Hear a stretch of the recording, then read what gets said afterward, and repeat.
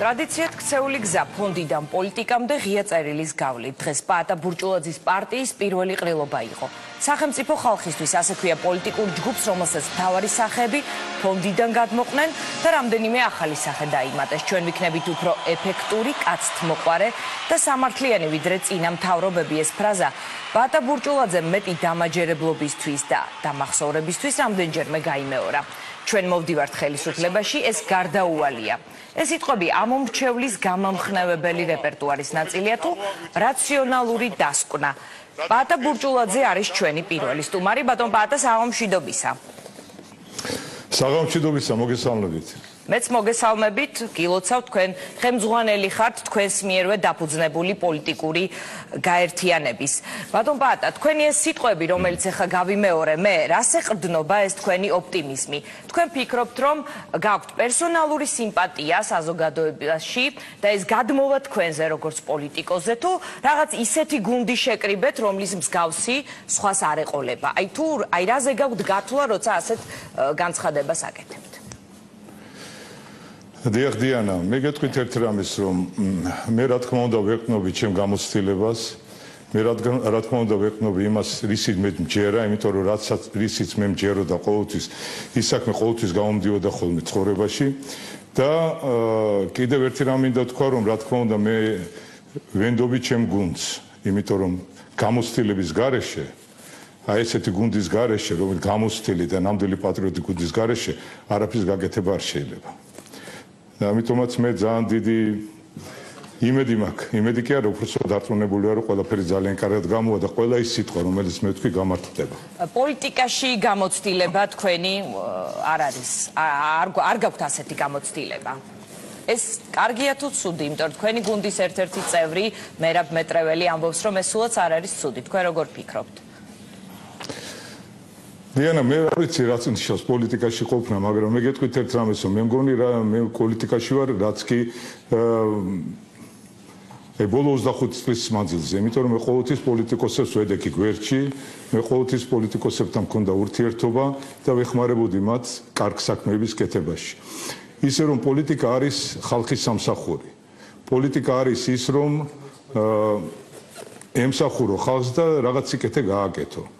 მარტო ხალხს არა, სახელმწიფოს. და მე მგონი რომ მე პოლიტიკას არ მოშორები ვარ ბოლო 25 წლის მანძილზე. კარგით, მექნება ამის შესახებ შეკითხვებიც. თქვენ ვისი კონკურენტი ხართ მაინც? დღეს ვის უნდა ეგრძნო დისკომფორტი თქვენი პოლიტიკური ძალის უკვე ძალიან საჯარო დასპარეზზე გამოსვლით?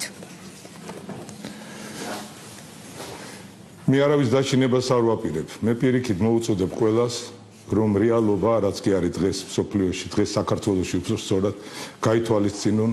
დღეს ჩვენი ძალა არის ერთადერთი ძალა, რომელსაც შეუძლია მართლა შეცვალოს კეთილდღეობისკენ მთელი ჩვენი ქვეყანა და დაგვიდგენ. აქ არ არის ბრძოლა, აქ არ არის ერთმანეთის შურისძიება, აქ არ არის ერთმანეთზე რაღაცა ძალიან დიდი მიწოლა და დაწოლა რაღაც იმაზე.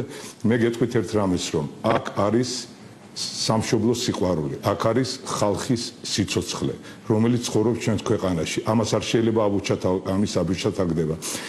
დღევანდელი ცხოვრებით ეს არასერიოზულად მიმდინარეობს. მე ეს მაღლობს, თორემ მე სულ არ მინდოდა რომ ჩემი სახით კიდევ ერთი პოლიტიკოსი შემატებოდა ჩვენ ქვეყანას. ბატონ პაატა, ბრძოლა არჩევნები გარკვეულწილად თქვენ უნდა მოუგოთ თქვენს კონკურენტებს, დაამარცხოთ ისინი და გაიმარჯვოთ რისი იმედიც გაქვთ, ამიტომ მაინც მინდა ჩაგეკითხოთ, ვინ არის თქვენი მთავარი ოპონენტი, ვისი მოქმედი სახელისუფლო გუნდი, ანუ აი მაინც რამ განაპირობა თქვენი შემოსვლა? თქვენ ამბობთ, რომ გაუსაძლისი იყო ვითარება. დღეს საქართველოში ყველაზე ცუდი ვითარება იმისთვის, რომ პოლიტიკური სტარტი დაგეწყოთ თუ ყველაზე უსაფრთხო იმისთვის, რომ პოლიტიკური სტარტი დაგეწყოთ, ანუ პოლიტიკური სტარტი გქონოდათ?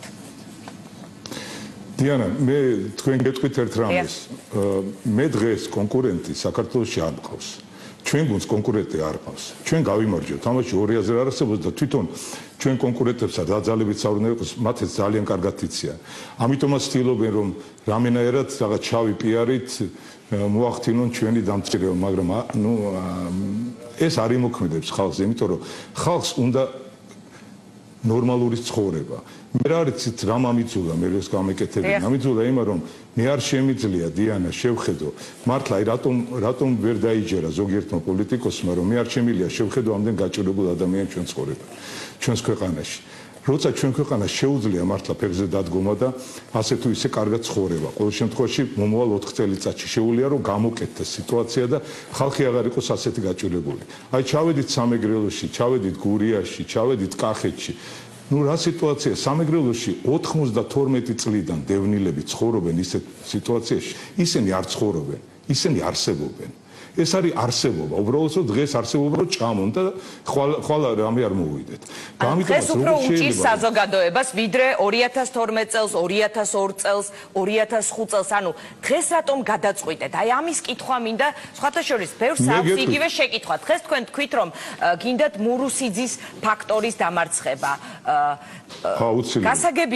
გასაგებია მე თქვენი თანამოაზრე ვარ შეიძლება ამაში მაგრამ სად იყავით მაშინ როდესაც მურუსიძე იმ გადაწყვეტილებას იღებდა რომლისთვისაც ის დღეს ანტიგმირია საზოგადოების დიდ ნაწილში ანუ აი ამ კითხვაზე თუ გაქვთ ღია პასუხი აი სად იყავით მაშინ როდესაც იმიტომ თქვენ ამბობთ რომ სულ პოლიტიკაში ვიყავით მაგრამ თქვენი ხმამაღალი თქვენი განცხადებები ნაკლებად ახსოვს საზოგადოებას აი დიანა მაგაზეც გიპასუხებთ აი უყურეთ მე შეიძლება ხმამაღალი განცხადებები არ გამეკეთებინა თავრობ მაგრამ არც ვერც ვერავინ ვერ გაიხსენებს რომ მე ხმამაღლა მეკო ეს თავრობა ის თავრობა უბრალოდ ის 9 წელიწადი რომელიც ყველას აღელვებს მეუბნებიან ჩემი ოპონენტები ის 9 წელიწადი მე ვიყავი ხალხის სამსახურში და მე ვაერთიანებდი ხალხს და რაც თავრობას და ხალხს უნდა რაც სახელმწიფოს უნდა ეკეთებინა გაჭირვებული მრავალშვილიანი ოჯახები აი იმათ ვეხმარებოდით მე ვაკეთებდი სახელმწიფოს საქმეს ის 9 წელიწადი მე არასდროს არ მithქვია ვაშა ამ თავრობას არასდროს ეგეთ რამე არ ყოფილა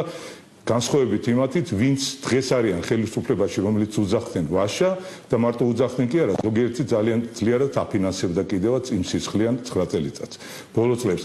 ამიტომაც მე გეუბნებით, რომ მე არსად არ წავსულარ, მე ვიყავი ჩემი ქვეყნის სამსახურში, მე ვაერთიანებდი ხალხს და სახელმწიფო საქმეს ვაკეთებდი ჩუმად, კარგად და ყველა ხედავდა ამას. და ამას არასდროს არ უკეთებდით აფიშირებას. გასაგებია, მაგრამ მაინც თავარ კითხვას დაუბრუნდები დღეს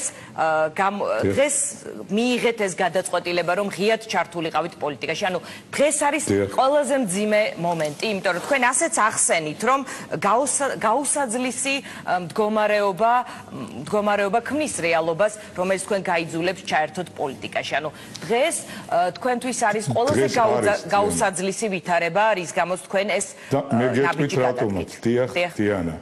დიანა დღეს არის მართლა ეგეთი გაუსაძლისი სიტუაცია იმიტომ რომ ყოველთვის იყო რაღაცის იმედი ყველა მთავრობა რომ მოდიოდა რაღაცის იმედს იძლეოდა დღეს მე ვერ ვხედავ ვინ ან როგორ უნდა შეცვალოს ქართული ოცნება იმისთვის რომ 4 წელი კიდე ასე რომ გაგრძელდეს ჩვენ ქვეყანას ჭოვიდან ვერ ამოიყვანს ვერავინ თქვენ ხო ხვდებით რა სიტუაციაა დღეს საქართველოში არაფრის გამკეთებელი მთავრობა აბსოლუტურად არაფრის გარდა იმისა რომ ყველაფერი გადააბრალონ წინა მთავრობას მე წინა მთავრობას არ ვიცავ ამეთი მაგრამ აი ესე გადაბრალებით საქმე არ კეთდება სუს ხო მაშინ იქ შევარდნაძეს გადავაბრალოთ კიდე მე იმის წინ ვიად გამსახურდიას და ყველაზე გადასაბრალებელი არის საბჭოთა ხელისუფლება წავიდეთ მაშინ იქ და იმათი ბრალია დღევანდელი და ამიტომაც ასე არ შეიძლება და დღეს მართლა გამოვალი მდგომარეობა იყო და აუცილებელი იყო ახალი პოლიტიკური ძალის შექმნა ჩვენ აუცილებლად მოვაგვარეთ საქმეს ბატონ პატა ძალიან მნიშვნელოვანია შეკითხვა ვისთან ერთად არჩევნებამდე და ვისთან ერთად არჩევნების შემდეგ იმიტომ რომ მე თუ ვაპირებ რომელიმე პოლიტიკური ძალის მხარდაჭერას მე უნდა ვიცოდე არჩევნების შემდეგ ის ვისთან აპირებს პარტნიორობას ან დაწყვილებას საუბრობენ ექსპერტები იმის შესახებ რომ ვითარება არ არის ისეთი რომ ერთმა პოლიტიკურმა ძალამ აიღოს 80-70 ან 60% ამიტომ თუ უმრავლესობა არ ეყოლება ერთ კონკრეტულ პოლიტიკურ ძალას მყარი უმრავლესობა მაშინ ვიღაცაები უნდა დაწყვილდნენ ერთმანეთთან სად შეიძლება ვიხილოთ პაატა ბურჭულაძე ვისთან შანსი არის მისი პარტნიორობის და ვისთან არ არის შანსი რომ ის იყოს მისი პარტნიორი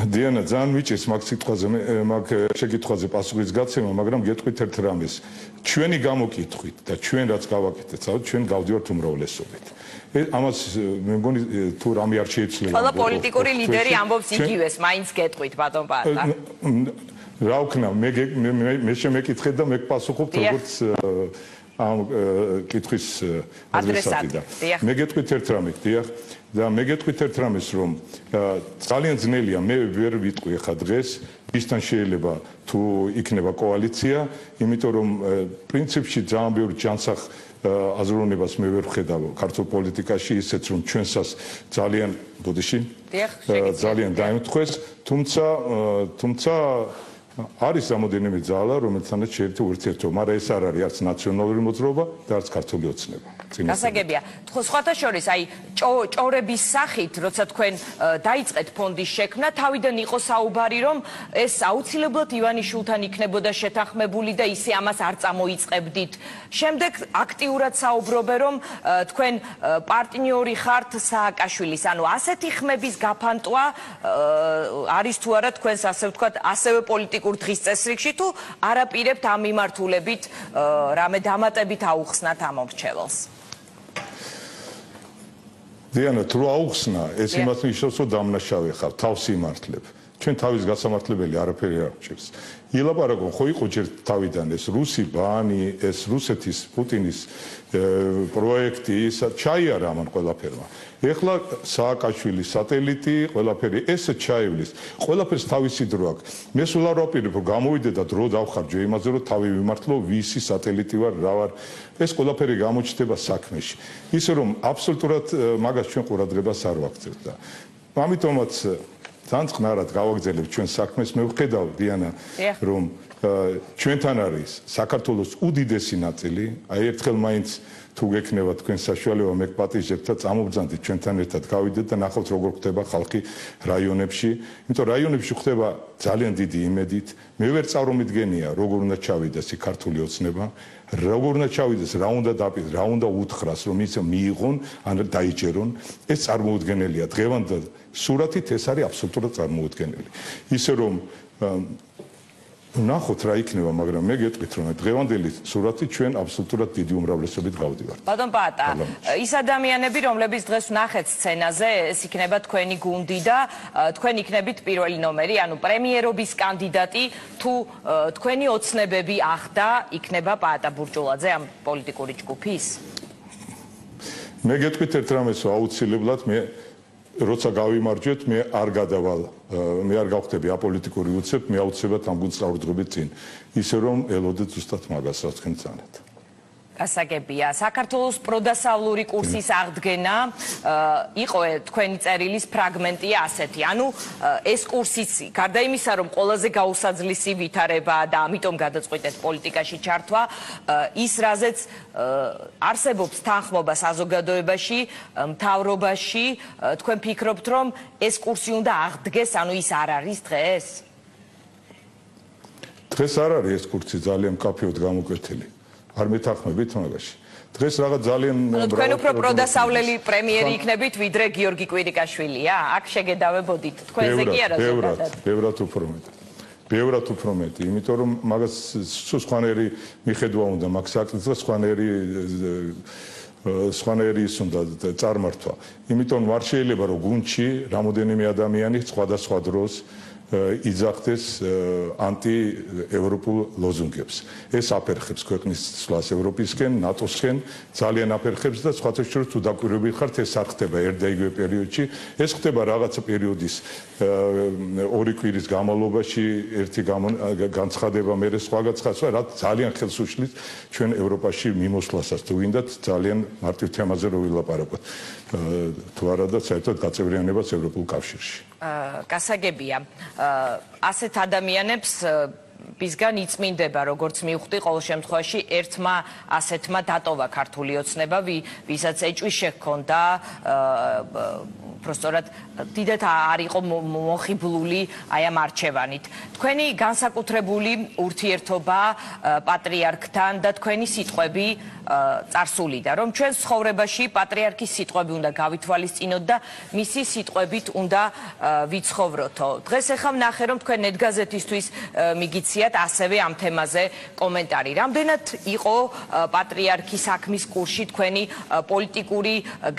პოლიტიკაში მოსვლის შესახებ და ეს თქვენი განწყობები ხო არ ქმნის საფრთხეს, რომ თქვენ თუ მოხვალთ ხელისუფლებაში ზედმეტად გადაჯაჭვავთ ერთმანეთს ეკლესიას და სახელმწიფოს. მე გეტყვით ერთ რამეს, მე ძალიან მიყვარს ჩემი პატრიარქი და ისე მიყვარს ის, რომ მე არ შემიძლია ჩავაყენო ეხლა უხერხულ მდგომარეობაში. მე რომ დღეს მოგიყვეთ ჩვენ ურთიერთობებზე იქნება ძალიან უხერხული, ამიტომაც მე გეტყვით ერთ რამეს, ეს არ არის საიდუმლო რაც მე ვთქვი ახლა, მაგ ყველამ კარგად იცით, მაგრამ გეტყვით ერთ რამეს, რომ ის თუ რამეს იტყვის და თავის ხალხს და თავის ერს, თავის შვილებს შესთავაზებს, მე მგონი ეს ყურადსაღებია და მას უნდა მივაქციოთ ჩვენ ძალიან დიდი ყურადღება. არის რაღაცა მომენტები, სადაც ეკლესიას არ შეუძლია რომ დათანხმდეს, თქვა სახალხო აზრს, მაგრამ ესეც უნდა ვიცოდეთ, რომ ეს ეკლესია ეძახის იმიტომ კი არა, რომ ეს მათი აზრია, არამედ იმიტომ, რომ ეს ეკლესია მას უნდა თქვას. ამიტომ ამის გათვალისწინებით ყველაფერზე შეიძლება მოლაპარაკება ეკლესიასთან. მე გეუბნებით, რომ ძალიან ყურადსაღებია, რასაც იძახის ჩვენი უდმედესი.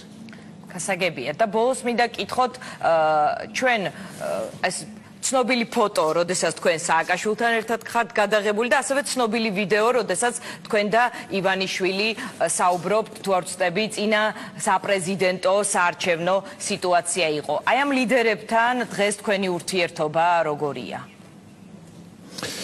დიანა, მე გეტყვით ერთ რამეს, რომ მე არასდროს, აი მე ჩემ პროგრამა თუ წაიკითხეთ, და ჩემი სიტყვა უბრალოდ მაპატიეთ. თქვენს გამოსვლას უსმინეთ დღეს ნამდვილად. ჩემ გამოსვლაში დიდი მადლობა. მე არ მინდა რომ ყავდეს მტრები. მე არ მინდა რომ ჩვენ დავიწყოთ ისე რომ გამოვიდეთ პარტია და თქვათ, აი ჩვენი მტრები არიან, ეს მოძრაობა, ის პარტია.